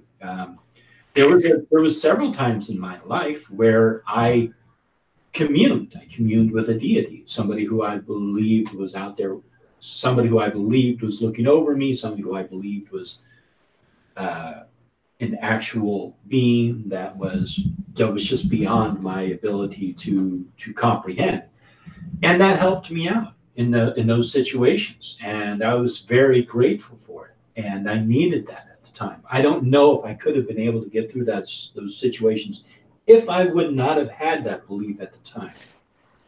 So don't knock. You know, that's why I don't make fun of people who believe in well, I do some of them, but there's a reason why I make fun of those people.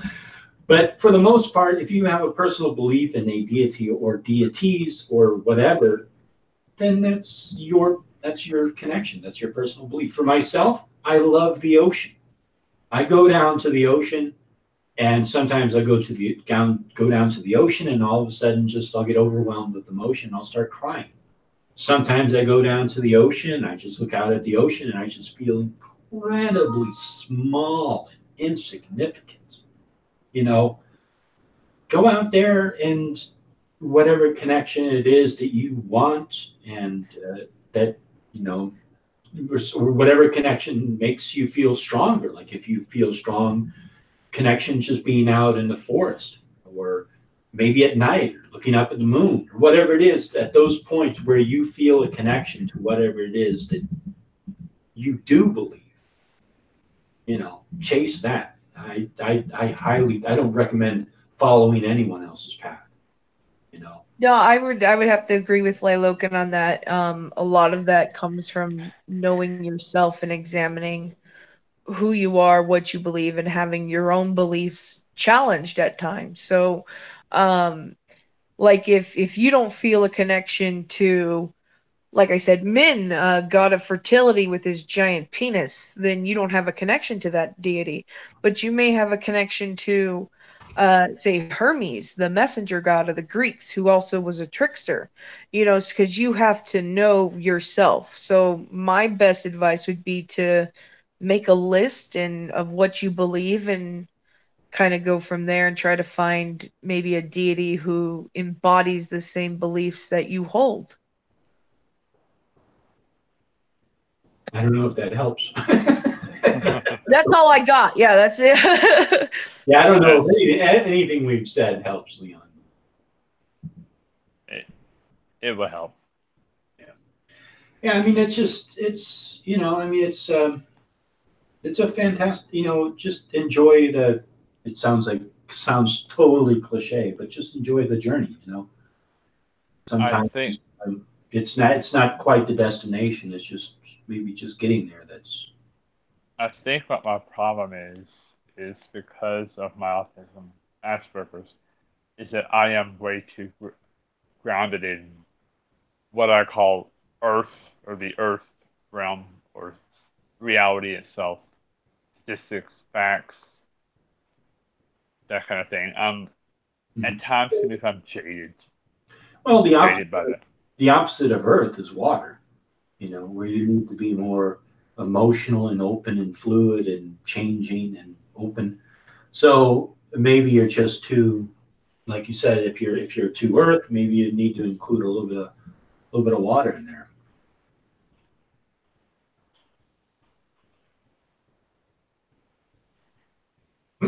And that's silence.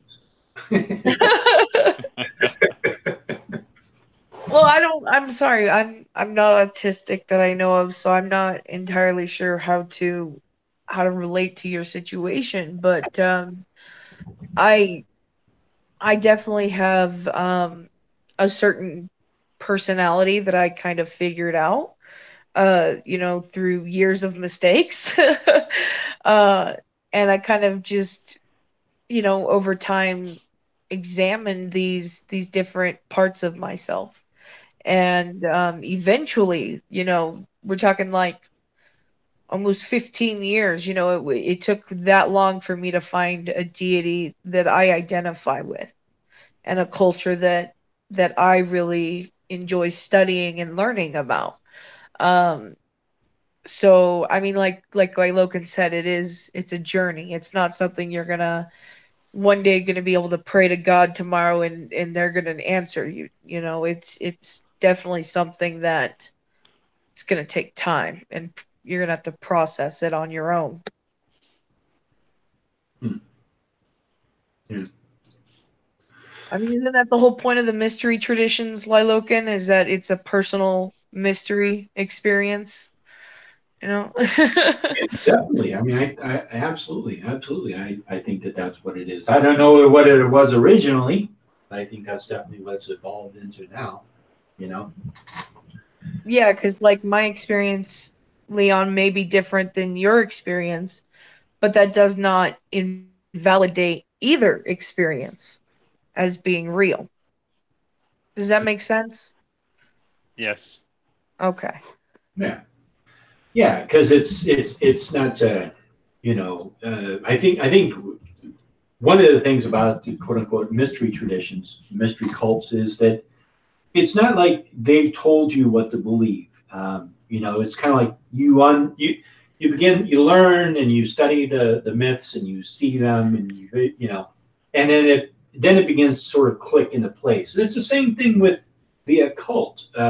When you read it, like you study alchemy, and then you study the Kabbalah, and then you study ceremonial magic, and suddenly these things start to kind of fall into place like a puzzle piece, and then over time you begin to see a larger picture, even though in the beginning you only saw like various components that weren't part of it, and then over time they begin to come together and coalesce, and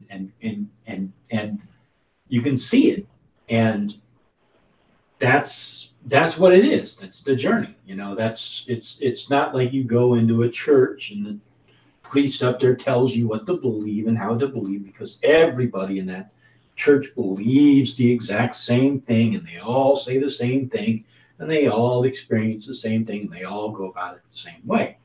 That's not what witchcraft and the occult, in my opinion, is at all. It's going out there, doing it, finding out what you like, what you don't like, and finding out who you are and what you believe, and then that's it. You're definitely forging your own path. You're out there doing it. It's not a passive path. It's a very active path. Yeah, that what he said. Yeah. Thank you, Zabar. Well, that's just like, I don't understand them like lay pagans. It's like, oh yeah, I read a book, but I don't actually worship anything, but I'm a pagan. Or, oh, I'm a witch, but I don't actually practice anything, but I'm a witch because I read a book. You actually do have to participate in this path. That's why I gotta get somebody on my channel who's a Christo pagan, because that to me is just like, it's just such a mind fuck. I'm like, how, who, so Okay. yeah. If anybody out there knows of anybody who's a Christo pagan who'd be willing to come on and talk. I think I that'd be mean, fun. I to just be had someone comment on my channel like last night who identifies as Christo pagan. They seem quite pleasant, but maybe just a little misinformed on the definitions, which is why they identify as Christian pagan. So I mean maybe I'll message them. to be perfectly honest, like Logan, in my entire witchy time, which I've only cast like 2 or maybe 3 spells total. And I may be borrowing from Skyrim here for a bit, so forgive me, but I only really cast anything or work magic with anything for what it calls the true needs. Meaning, if my friend has a broken arm or my friend is sick, I'll send them a healing spell if they agree to it. Mm-hmm. I really have no need to cast spells willy nilly. You know, if I'm gonna put my energy into something, I'm gonna do it just for this reason, and just kind of let it go. Is that is that proper or? Oh man. All right. The truth of the matter is, you're going to cast whatever it is you want to cast. Okay. You know, teachers tell people, don't cast this type of spell. Only cast this type of spell. You know, don't do a curse. People are going to tell you all sorts of things. You're going to do whatever it is that you want to do. That's what it comes down to. So chances are you've somebody in their lifetime, or chances are if you are a magical practitioner, which whatever you believe that you cast magic or you work magic, chances are you've done one of 3 spells already. One is a curse. You curse somebody. The other one is a love spell, and the other one is a money spell. Chances are those are one of the 3 spells that you've done, or if not all 3 of them. Now, all 3 of those are considered to be, it would be considered manipulating other people, or manipulating the situation, you know, negative magic, or baneful, malevolence, black magic, whatever you want to call it. But that doesn't stop people. They still do it. So anyhow, so you can do whatever you want, but just understand, if you honestly, sincerely believe in your power, if you honestly believe that you have the ability to cause change to occur through your own will, and you cast a spell, just understand that yes, it is going to have ripples. It is going to have effects that are going to happen. And there are sometimes these ripples become outside of your control, and you'll see the effects of it if you're honest with yourself and keep a magical diary and you watch these things. And they will happen. And if you are willing to deal with the consequences of all of your actions, then that's it. You know, that's what you have to understand, is you have to understand the consequences of your actions. If you're doing stuff willy-nilly, believing that, you know, oh, I'll just curse this person, I'll curse that person, in the back of your mind, you don't honestly believe in it, because you wouldn't go up to a random person with a gun and just shoot them. You wouldn't go up to somebody and just steal money from them, or you wouldn't go up to somebody and force them to love you, you know? So I don't know if that's an answer, but that's just my opinion on it. You're going to do whatever you want. Just understand that there are consequences for everything you do. Yeah, so don't ask for money spells because grandma may die.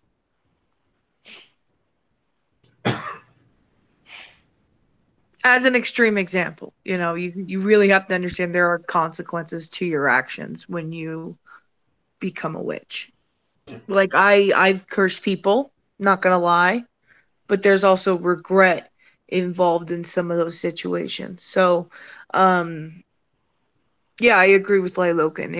You're gonna have real world consequences to your actions as a witch.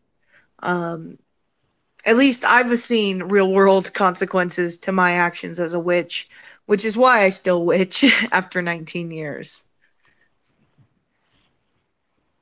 And if you do have a magical journey, I almost said journey. You have a magical journal that you keep track of. After you do a spell, keep a little space down at the bottom of it, or an area where you can come back to it later on, because you'll find out. You might come back to it later on. You might be flipping through it one day and go, hey, you know what? That actually came true. Or, would this happen? But and if you do, you can put a note in there and put that in there and say, this worked, this happened this way. And sometimes you don't understand it. It doesn't happen right away. Sometimes it takes a little while to take effect, but it does work. It does happen. And,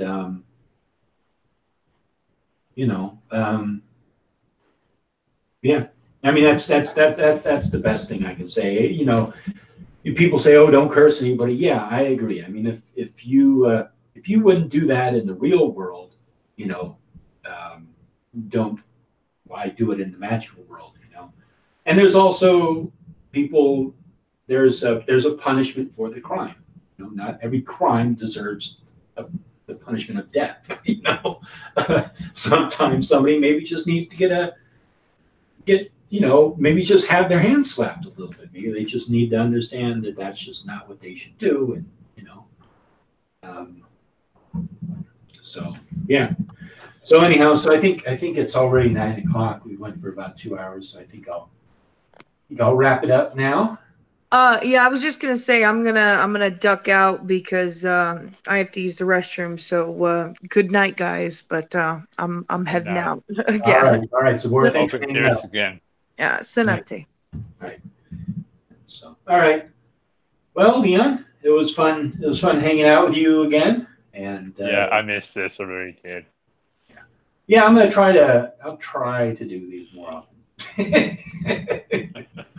I'm always saying that, but I did get another patron, so that inspired me to get in front of the computer more and start pumping out videos. So I'm gonna try to put one out again towards the end of this week. Hey, do a video. We can do another premiere hangout kind of thing. Exactly. I like doing the premieres and then the hangouts afterwards. I think it's a fun way to kind of hang out with people. So even though we kind of stayed, we didn't talk about the video itself much. Yeah, exactly. But it's just kind of like a way to get people together. So, all right. Well, Leon, it was great chatting with you, and you too. See you next time. Good night, everybody in the chat. Take care, and happy April Fool's Day too. Yeah. Good night.